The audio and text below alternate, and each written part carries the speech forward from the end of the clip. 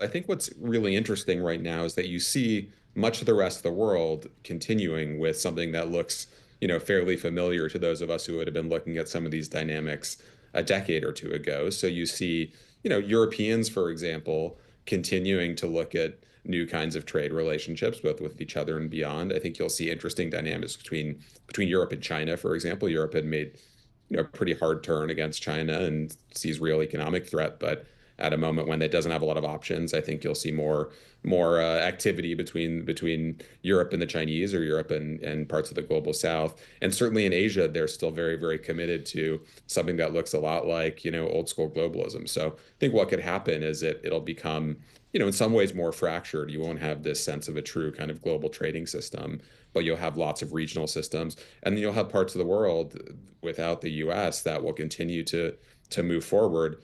I think the administration thinks that we have the economic leverage, the economic might to avoid paying real cost for that.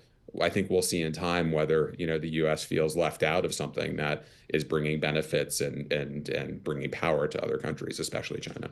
And Dan, another hallmark of the Trump administration has been a greater sense of nationalism, maybe at the expense of globalism, and pulling back from some of the traditional relationships, whether it be NATO or just our support and how we view Europe, much less our trading partners, Canada and Mexico. Do you believe that would outlast the Trump administration in the sense that let's just focus on ourselves here?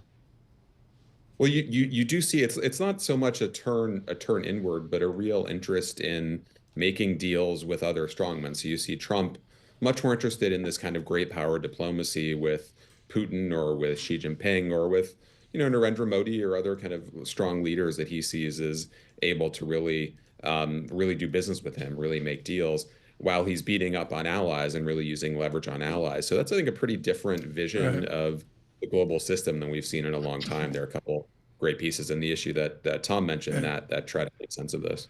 Daniel, I could go all day about Foreign Affairs Magazine, but because of your expertise in China, I've got to ask. Folks, the book is The China Mission. It won every award of 2018. Daniel Kurtz-Phelan on George Marshall, dragged out of retirement. General Marshall, just shut up and go to China and fix it for us, which, of course, George Marshall attempted to do. How do we repair a China-U.S. relationship, or is it forever on a bipartisan basis fractured? It's a great question, and it's been one of the really fascinating things to watch in the first couple months of the Trump administration. It was really during Trump 1 that you saw that bipartisan consensus, that hard line on China start to form, and Trump was, of course, one of the big drivers of that.